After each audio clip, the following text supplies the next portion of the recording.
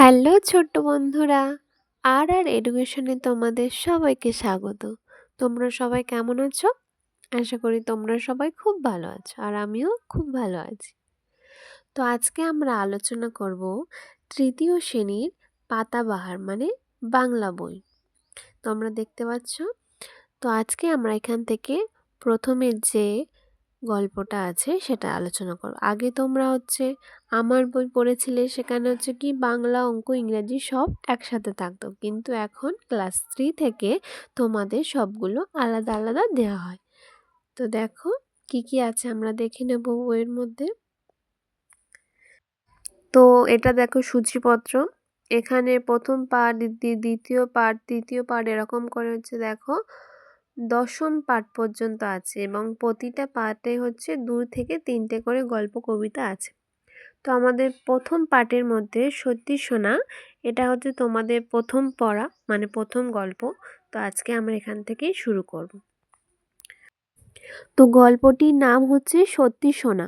এটা একটি প্রচলিত গল্প, ঠিক আছে? তো পড়া শুরু করার আগে আমি তোমাদের একটা কথা বলবো, তোমরা নিশ্চয়ই রাখবে। তো ক্লাসটা তোমাদের বন্ধুদের মধ্যে শেয়ার করে দিও, যাতে তারাও এই ক্লাসটা দেখার সুযোগ পায়, ঠিক আছে? তো চলে এবার পড়া শুরু করি। বুড়ো চাষির কঠিন অসুখ করেছে, বাঁচার আশা নেই। সেই সময় একমাত্র ছেলেকে ডেকে বলল, ওহে বাপু, আমার দিন ফুরিয়ে এসেছে। যাওয়ার সময় তোমাকে একটা দরকারি কথা বলে যাই। মানে কি বলছে, বুড়ো চাষির কি কঠিন অসুখ করেছে, সে আর হয়তো বেশি দিন বাঁচবে না। তো তার আগে তিনি তার ছেলেকে ডেকে একটা দরকারি কথা বলতে চায়। চাষির ছেলে ভারী অলস, অথচ টাকা পয়সার লোভ তার 16 আনা।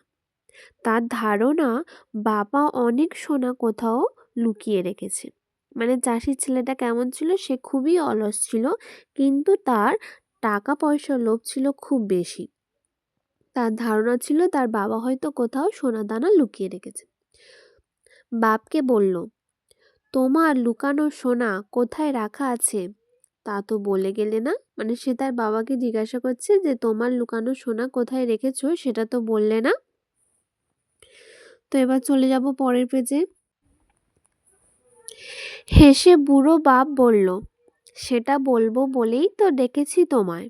শোনো, এই যে আমাদের চাষের জমি দেখছো, এর নিচেই পোঁতা আছে লুকানো সোনা। আমি চোখ বুঝলে তুমি তা খুঁজে বার করে নিও।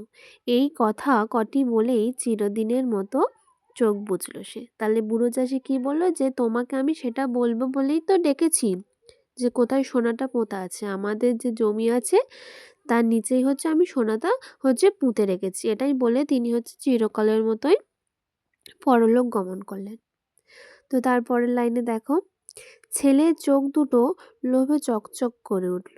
তাহলে ছেলের চোখ দুটো কি, সোনার কথা শুনে সে কি হলো, চোখ দুটো লোভে চকচক করে উঠল। বাবা মারা যাওয়ার পর ছেলে তার বউকে বলল, বাবা তো বলে গেল আমাদের জমির তলায় সোনা পোঁতা আছে, কিন্তু ঠিক কোন জায়গায় আছে তা তো বলে গেল না। মানে চাষির ছেলে এতটাই অলস ছিল, মানে সে বলতে চাইছে যে বাবা যে সোনার কথা বলে গেছে, জমিতে পোঁতা আছে, কিন্তু ঠিক কোন জায়গায় পুঁতে রেখেছে সেটা বলে যায়নি, তাহলে আমি সেটা খুঁজবো কি করে, তাই না? তো দেখো এবার পরের পৃষ্ঠায় চলে যাব আমরা।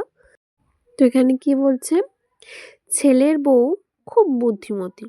সে বলল, তোমার গোটা জমিটা খুঁড়েই দেখতে হবে কোথায় আছে সোনা। তাহলে ছেলের বউটা ছিল খুব বুদ্ধিমতী। সে বুদ্ধি করে বলল যে তোমাকে পুরো জমিটাই খুঁড়ে দেখতে হবে যে সোনাটা আসলে কোথায় আছে। ছেলে জমি চাষাবাদ করার কথা ভাবতেই পারে না। সে চিরকাল শুয়ে বসে কাটিয়েছে, কিন্তু সোনার লোভ বড় লোভ, আর আলসেমির রোগও কম নয়। তাই সকালে উঠে সে কেবল গড়িমসি করে। তাহলে ছেলে কি ছিল, যে ছেলে এতটাই অলস ছিল যে সারাদিন সে শুয়ে বসে কাটাতো। চাষাবাদ করা তো দূরের কথা, সে চাষাবাদ মানে চাষবাস করার কথা সে ভাবতেই পারতো না। আর এদিকে কিন্তু অলস হলে কি হবে, তার তো সোনার লোভ আছে।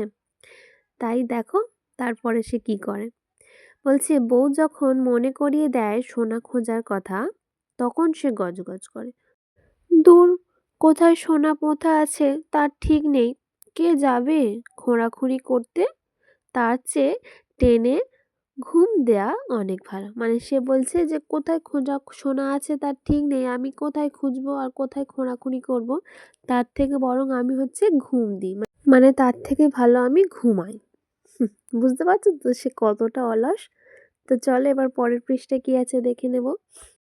বউ বলে, তুমি মজুর লাগিয়ে জমি খোঁড়াও না, সোনা যদি পাও তবে আমাদের কপাল ফিরে যাবে, চুপচাপ বসে থেকে কি লাভ। বাবা যখন বলেছেন তখন চেষ্টা করে দেখতে দোষ কি। তাহলে বউ কি বলছে যে তুমি মজুর লাগিয়েও তো খুঁড়তে পারো জমিটা, যদি সোনা পাই তাহলে আমাদেরই তো কপাল খুলে যাবে, বাবা যখন বলেছে তাহলে খুঁজে দেখতে দোষ কি, তাই না। তারপরে বউয়ের পরামর্শ শুনে ছেলে দুজন মজুর ডাকিয়ে জমি খুঁড়তে লাগিয়ে দেয়। তার বউ আবার এসে বলে, ওদের উপর ছেড়ে দিয়ে নিশ্চিন্ত হয়ে ঘরে বসে থেকো না যেন, তুমি কোদাল নিয়ে যাও, তা না হলে ওরা যদি সোনা তালটা পেয়ে যায় তবে তা সরিয়ে ফেলতে কতক্ষণ। তাহলে বউটা বলছে কি যে ওদের কাছে কাজটা দিয়ে তুমি যেন নিশ্চিন্ত হয়ে ঘরে বসে থেকো না, তুমিও গিয়ে দেখো যে ওরা কি করছে, যদি তারা সোনাটা পেয়ে যায় তাহলে ওরা যদি সেটা নিয়ে নেয়। ঠিক কথা, সোনার লোভটা হচ্ছে কি খুবই বড় লোভ, ওরা যদি পেয়ে সেটা নিয়ে নেয় তাহলে এরা কি করবে, এরা কিছুই পাবে না। তো ছেলে ভাবে বউ ঠিক কথাই বলেছে, ওদের বিশ্বাস কি, ওরা যদি সোনার তাল সরিয়ে ফেলে তবে সব চেষ্টা বৃথা। তাই সেও একটা কোদাল নিয়ে কাজে লেগে যায় মাঠে। কাজ করতে করতে তাদের উপর নজর রাখার সুবিধে হবে। যত মাটি খোঁড়ে চাষির ছেলে ততই সোনার জন্য মরিয়া হয়ে ওঠে সে। কিন্তু সকাল থেকে সন্ধে পর্যন্ত 5 বিঘা জমি খোঁড়াখুঁড়ি করেও কোথাও এতটুকু সোনা পাওয়া গেল না। তাহলে কি বলছে যে সকাল থেকে সন্ধ্যা পর্যন্ত সে 5 বিঘে জমি খুঁড়েও কি একটুও সোনার সন্ধান পেল না। রাগে বিরক্তিতে অস্থির ছেলে তখন তার বউকে বলল, বাবা নিশ্চয়ই আমায় বোকা বানিয়েছে, সোনা দানা কিছুই নেই, মিছিমিছি আমায় খাটিয়ে মারলে। তাহলে সে যে অলস ছিল, কোনো কাজ করতো না, কিন্তু সে কী করছে, সোনার লোভে গিয়ে জমি খুঁড়ছে সকাল থেকে সন্ধে পর্যন্ত, কিন্তু এত জমি খোঁড়ার পরেও কি হলো, সে কিছুই পেল না।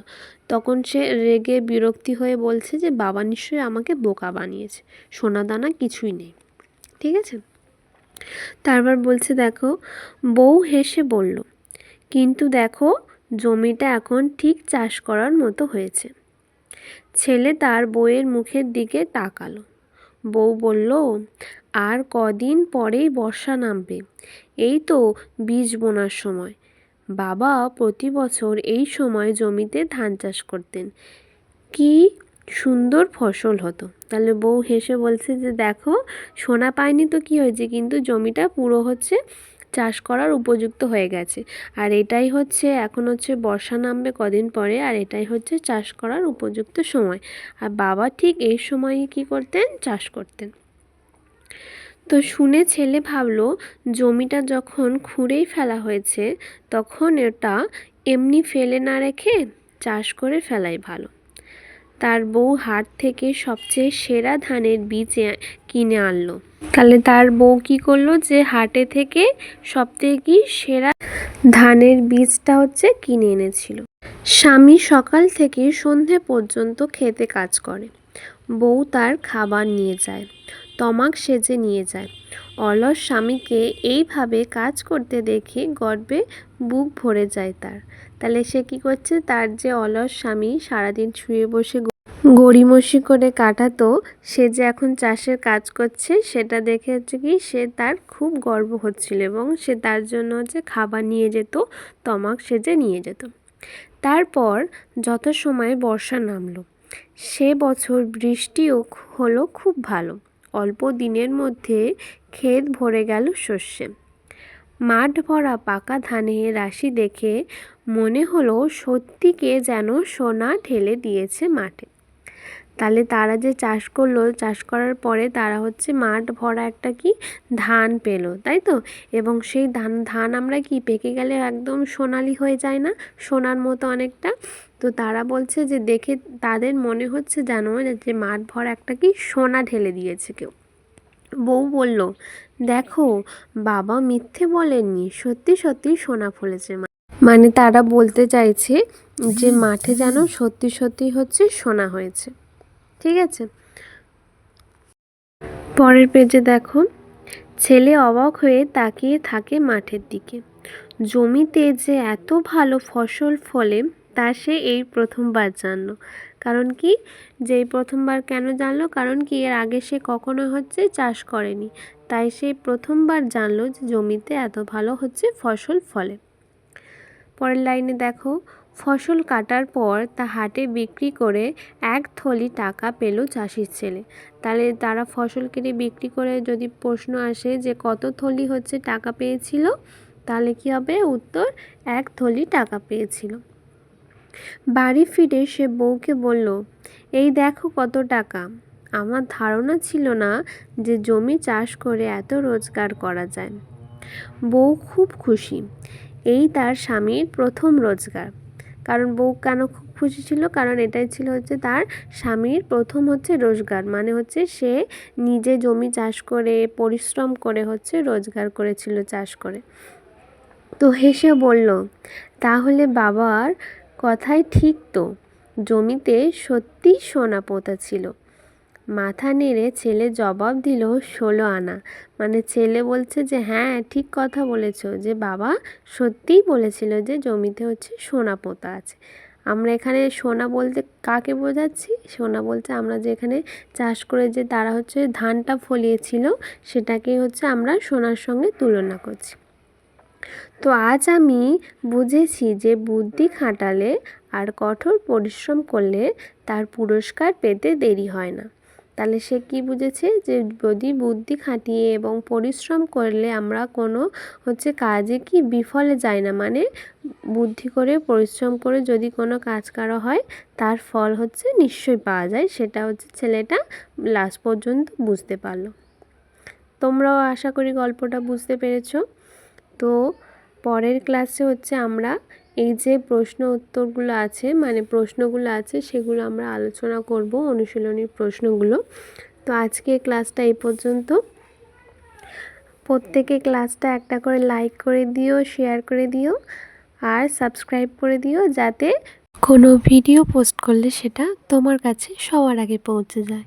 তো আজকের ক্লাসটা এই পর্যন্ত, দেখা হচ্ছে পরের ক্লাসে। ততক্ষণ টাটা।